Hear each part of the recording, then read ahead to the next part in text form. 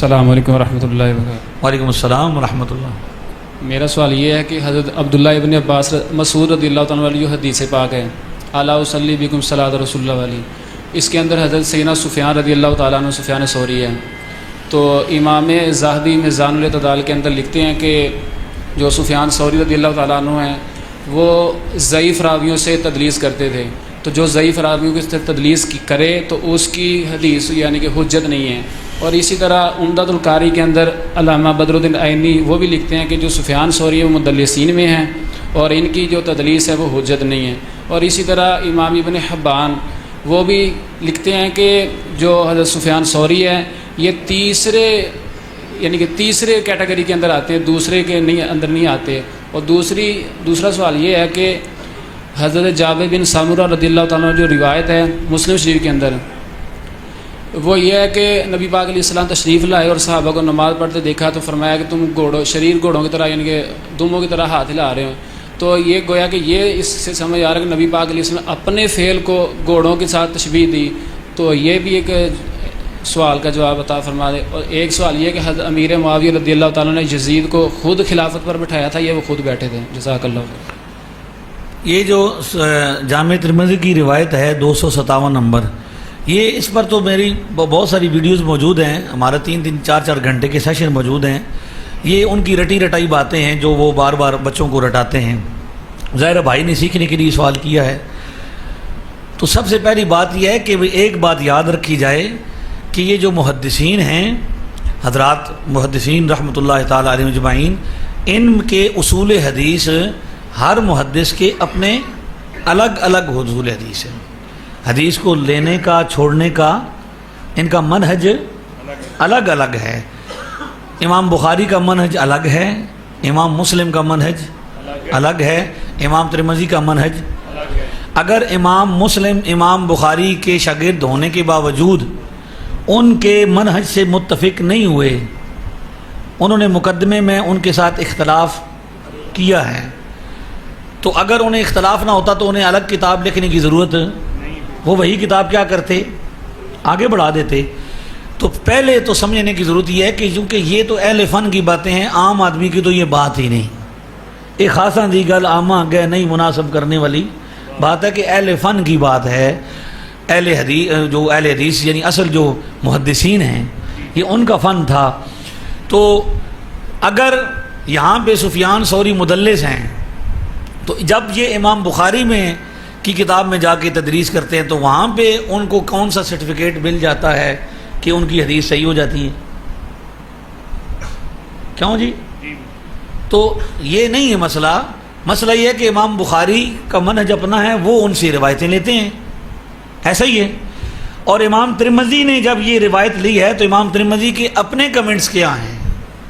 سب سے پہلے تو یہ دیکھنا ہے نا کہ یہ جو کتاب ہے اس کی شروع میں نے لکھا ہے یہ کہ بھائی ہم نے اس کتاب میں سے جو بھی احادیث سیاستہ سے نہیں ہیں ان کی تحقیق کے لیے ہم نے کسی نو مولود محقق کی تحقیق کو بنیاد نہیں بنایا کہ بھائی ہمیں پتہ چلتا ہے کہ بھائی پہلے امام سخاوی نے کام کیا، پھر پتہ چلا ملا علی قاری نے، محدثین اپنا کام کرتے رہے اور نیک لوگ تھے، صالح لوگ تھے، مخلص تھے، ان کے کام میں برکت بھی، تو ان کے کام کی وجہ سے فتنہ، آج تک ملا علی قاری کے کام کی وجہ سے فتنہ، امام سخاوی کے کام کی وجہ سے فتنہ۔ بعد میں ہمیں پتہ چلا کہ بانیہ میں ایک بندہ پیدا ہوا ہے جس نے حدیثیں کیا کی ہیں، ضعیف اور صحیح کیا کر دی ہیں، الگ کر دی ہیں۔ تو لوگوں نے کہا چلو جی ٹھیک ہے جی، ہوں اب پتہ چل گیا کہ یہ صحیح ہیں اور یہ ضعیف ہیں، ان پر عمل کرنا اور ان پر عمل۔ لیکن کچھ عرصہ گزرا، ایک بندہ اور پیدا ہو گیا، اس نے کہا نہیں جڑی جو ناصر البانی سے صحیح رہ گئی تھی نا کچھ، وہ میں کرنی ہے۔ وہ اٹک میں پیدا ہوا زبیر عزیز، اس نے کہا میں نے بھی۔ اس کے بعد پھر ایک اور پیدا ہوا، اس نے کہا جی وہ سارا کو بھی کچھ رہ گئی ہیں سب، وہ میں کرنی ہے۔ تو ہم رات کو اٹھتے ہیں نا تو پتہ چلتا ہے کہ 100 حدیث ضعیف ہے، صبح ہوتی ہے پتہ چلتا ہے 200 ہو گئی ہیں جی، پھر تریہ دن پونا تو پتہ چلتا ہے جی امت نو عمل بھی کرن دینا جی یا ضعیف چکر ہی پائی رکھنا جی۔ تو امام ترمذی کا منہج دیکھے میرے بھائی کہ امام ترمذی نے جو لیا ہے ان کا منہج کیا ہے؟ جس حدیث کو ضعیف ہوتی ہے اس کو کیا کہہ دیتے ہیں؟ جو حسن ہوتی ہے اس کو کیا دے دیتے ہیں؟ تو جو ضعیف ہوتی ہے اس کو کیا کہتے ہیں؟ امام ترمذی نے کیا کہا؟ حدیث ابن مسعود حدیث حسن. تو امام ترمذی کا منہج لے لیا. امام ترمذی کے نزدیک سفیان ثوری کی تدریس مضر نہیں ہے. اور آپ جو فرما رہے ہیں کہ 2-3 محدثین نے کہا کہ وہ تیسرے درجے کے ہیں، میں آپ کو ان کے بھی نام بتا سکتا ہوں جنہوں نے کہا کہ پہلے درجے میں طبقہ ثانیہ میں ہے. تو یہ تو فن کی باتیں ہیں، یہ تو چھوٹے مرزا صاحب کے بس کی بات تو ہے نہیں، کیونکہ وہ ران کو عربی زبان میں پٹ کہتے ہیں. ٹھیک ہے، تو لہٰذا ہر محدث کا اپنا منہج ہے. تو محدث کا کام محدث ہی کرے گا، جس کا کام اسی کو ساجے. ٹھیک ہے، دوسرا کرے تو ٹھینگا بازے. اس طرح آپ نے کیا کرنا ہے، یہ ساری باتیں آپ نے بتانی ہیں. امام ترمذی نے کیا کہا ہے؟ امام ترمذی کو یہ حدیث اصول نہیں پتہ تھا جو آپ کو پتہ چل گیا ہے. تو اس لیے امام ترمذی نے جب اس کو قبول کیا ہے تو پھر کیا ہے، یہ حدیث قابل قبول ہے. کم از کم اتنا تو رکھو نا، اگر ایک حدیث کا اس طرح فتنہ ہوگا کہ اگر امام ترمذی کی حدیث کا فیصلہ امام نسائی سے کروائیں گے، امام نسائی کی حدیث کا فیصلہ امام بخاری سے کروائیں گے، تو سب کا منہج ہی الگ الگ ہوگا، تو کیا ہو جائے گا؟ وہی ہوگا جو آج ہو رہا ہے. اس لیے اصول اور ضوابط جو طے شدہ ہیں ان کے مطابق ہی چلنا چاہیے. تو اس بار امام ترمذی کی کتاب سے ہم نے روایت نقل کی ہے، تو امام ترمذی کا فیصلہ بھی نقل کیا ہے. دوسرا یہ ہے کہ جو یہ اعتراض کیا جاتا ہے کہ حضور نے شریر گھوڑوں کی دموں سے تشبیہ دی ہے، تو یہ اعتراض تو پھر نبی پاک پر کرے نا، بھئی حضور نے کیوں دی ہے؟ ہم سے کیوں پوچھتے ہیں؟ میں نے دی ہے. پہلے تو ان سے یہ پوچھے نا، بھئی یار اللہ کے بندو اتنے ظالم ہو گئے ہیں. حضرت دن میں رستے میں ساتھیوں سے کہہ رہا تھا، میں نے تھم نیل دیکھا ہے چھوٹے مرزا صاحب کے ساتھی کا کہ رفع الیدین والی حدیث وڑ گئی، ترک رفع الیدین والی حدیث نعوذ باللہ من ذالک، نقل کفر نباشد. حدیث کے بارے میں یہ لفظ بولے جا رہے ہیں جن بندوں کو حدیث کا معنی بھی نہیں پتا. ابھی تو میں ان بچوں کے ساتھ نرمی کر رہا ہوں نا، تو میں کہتا ہوں نا کہ میں جتنا تھوڑے نال پیار کیتا اور کسے کو نہیں کرنا. بعد لفظ ہو بھئی کوئی ہویا سی، سمجھ آ رہی ہے نا؟ تو مجھے صرف احساس ہے کہ یار یہ حدیث کے نام پر بلیک میل ہو رہے ہیں. ٹھیک ہے، اس لیے امام یہ جو تشبیہ دی ہے یہ حضور نے دی ہے، اور یہ تشبیہ ہے بھی نہیں، یہ تو تمثیل ہے، سمجھانے کے لیے ہے. کیا حضور نے یہ نہیں فرمایا کہ کوئی بندہ تم میں سجدہ ایسے نہ کرے جیسے کتا بیٹھتا ہے، لومبڑ بیٹھتا ہے، رکوع میں ایسے نہ جائے جیسے اونٹ جاتا ہے؟ تو اس کا کیا مطلب ہے؟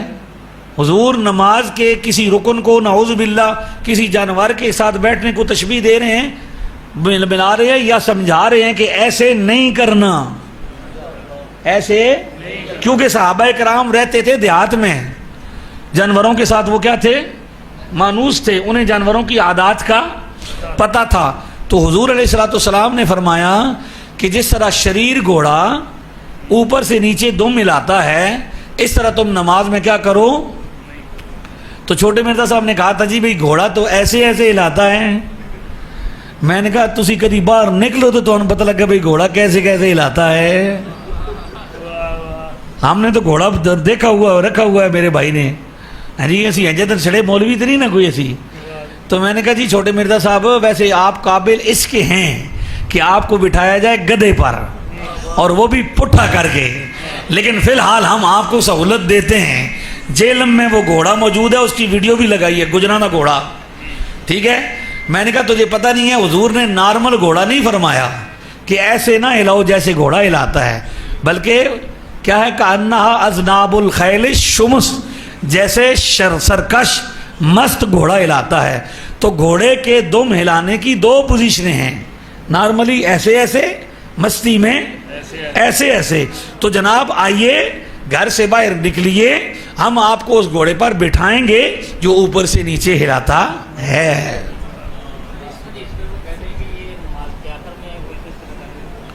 وہ جواب ہو چکا ہے نا جی کہ بھئی وہ 2 حدیثیں ہیں، الگ الگ ہیں. 1186 الگ ہے، 1185 الگ ہے، دونوں کا مضمون الگ ہے. ایک میں کہ الگ الگ نماز ہو رہی تھی اور دوسری میں کہ باجماعت نماز ہو رہی تھی. اور کون سا؟ حضرت امیر معاویہ کے والے سے حضرت امیر معاویہ رضی اللہ تعالیٰ عنہ نے یزید کی جانشینی میں کسی قسم کا کوئی کردار ادا نہیں کیا. کہ انہیں یہ پتہ ہو، ان کے سامنے اس کا فسق و فجور ظاہر ہو اور انہوں نے جان بوجھ کر اس کو کیا ہو، بٹھایا ہو۔ یزید نے فسق و فجور، ظلم و ستم، سنت کی خلاف ورزی حضرت امیر معاویہ رضی اللہ تعالیٰ عنہ کے وصال کے بعد شروع کی، اور حضرت امیر معاویہ کا دامن یزید کے اس سارے گناہ سے بالکل اس طرح پاک ہے جس طرح نوح علیہ السلام کا دامن اپنے بیٹے کے کفر سے پاک ہے۔ جی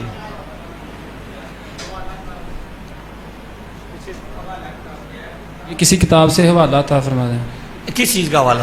یہ حضرت امیر معاویہ رضی اللہ تعالیٰ عنہ کہ انہوں نے خلافت نہیں دی، انہوں نے اپنے بیٹے کو خلافت نہیں، جو ان کے فسق و فجور، آپ نے جواب نہیں سنا؟ میں یہ جو میں سنا ہے، لیکن میں نے عرض کیا کہ حضرت امیر معاویہ میں عرض کرتا ہوں، آپ کی بات میں سمجھ گیا ہوں۔ مسئلہ میرے نام کیا آپ کا؟ حسنین، علی حسنین۔ علی حسین بھائی، مسئلہ یہ ہے، سب سے پہلے یہ دیکھیں کہ یہ جتنی باتیں ہیں یہ کہاں کہاں لکھی ہوئی ہیں۔ آپ نے اس حوالے سے کتنی کتابیں پڑھی ہیں؟ کافی کے اندر دیکھا ہے،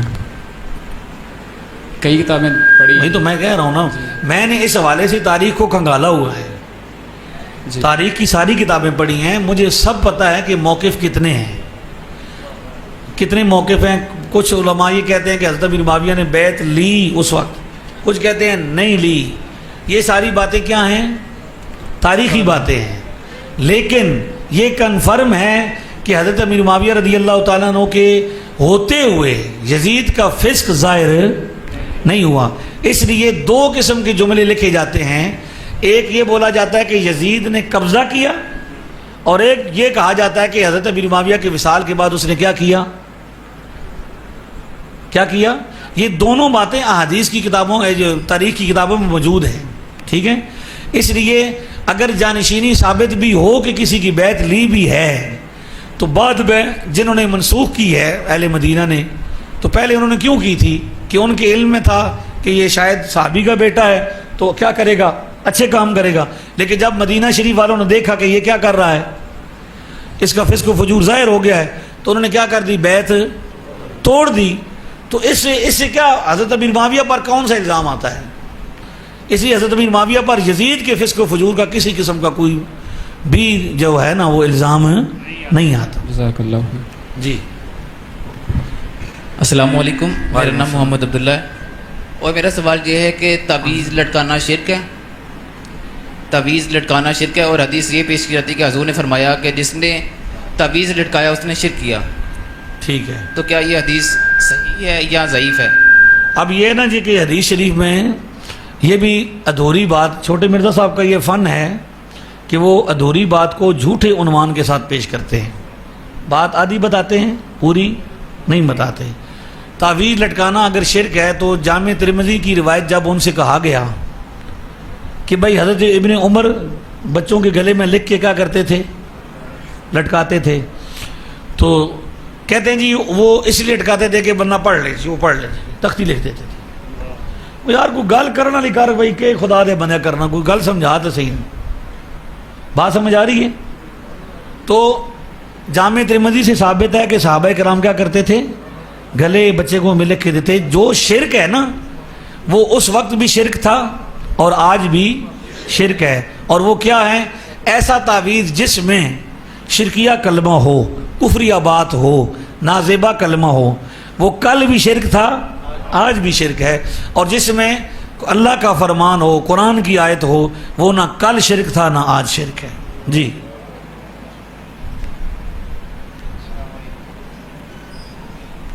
وعلیکم السلام۔ جی السلام علیکم ورحمۃ اللہ، میرا نام حبیب الرحمن مدنی ہے۔ سوال یہ کرنا ہے جتنے بھی ہمارے بیت کے سلسلے ہیں، سلسلہ نقشبندیہ، قادریہ، سہروردیہ، دیگر، اور جتنے بھی پیر حضرات ہوتے ہیں، مرشد جو کامل ہوتے ہیں، ان سے بیعت ہوتی ہے، ایک پیر کی بیعت کے بعد دوسرے پیر کی بیعت کیوں نہیں ہو سکتی؟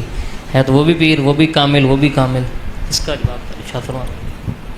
میں نے تو کبھی نہیں سنا بھائی کسی نے یہ پابندی لگائی ہو کہ بھائی ایک پیر کی بیعت کر کے دوسری پیر کی بیعت نہیں کی جا سکتی، ایسا کوئی نہیں ہے۔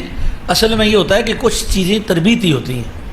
مثلا اگر ایک استاد کے پاس آپ تربیت حاصل کر رہے ہیں، سبق پڑھ رہے ہیں، چاہے وہ اسکول کا ہو یا دنیا کا ہو یا دین کا ہو، اور آپ اسی وقت میں کئی استاد اور بنا لیں، ایک وقت میں کئی لوگوں سے سیکھنا شروع کریں تو کیا آپ سیکھ پائیں گے صحیح طریقے سے؟ دنیا کا کوئی کام بھی ہے، آپ نے بجلی سیکھنا ہے، 1 گھنٹہ اور آپ 10 منٹ ایک بندے کے پاس بیٹھیں، 10 منٹ دوسرے کے بعد 10 منٹ سے آپ کے جتنے استاد زیادہ ہوں گے اتنا کیا ہو گیا گا، فائدہ ہوئے گا نا، تو کوئی بندہ سیکھ سکے گا۔ تو کچھ جو اخلاقی طور پر تربیتی لحاظ سے کچھ جو کیا کہتے ہیں انسٹرکشنز بنائی گئی ہیں، یہ اس لیے بنائی گئی ہیں تاکہ بندہ ایک پیر کامل کے پاس بیٹھ کے مکمل طور پر کیا کرے، تربیت حاصل کرے اور اس میں کامل ہو جائے۔ یہ نہیں کہ بھئی کسی دوسرے بزرگ سے نہ مل سکتا ہے تو نہ ان سے فیض لے سکتا ہے، ایسا نہیں ہے، فیض بھی لے سکتے ہیں، مل بھی سکتے ہیں، لیکن جو پابندیاں یا جو اوراد و وظائف ان کے ہیں، ایک وقت میں ایک ہی مرشد اگر صاحب شرع ہو تو ان کو رکھنا بہتر ہے، ایسا کوئی نہیں کہ کوئی کہتا ہے کہ بے منع ہے۔ جی